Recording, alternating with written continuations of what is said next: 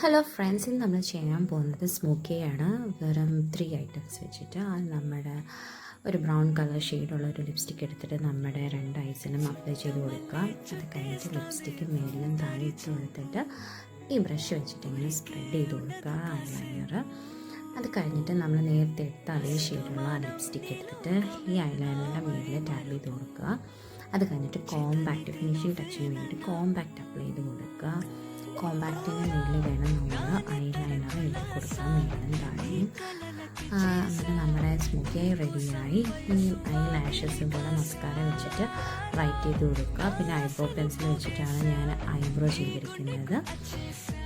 അതും കൂടെ ചെയ്ത് കഴിഞ്ഞാൽ നമ്മുടെ സ്മോക്കി ഐ റെഡിയായി.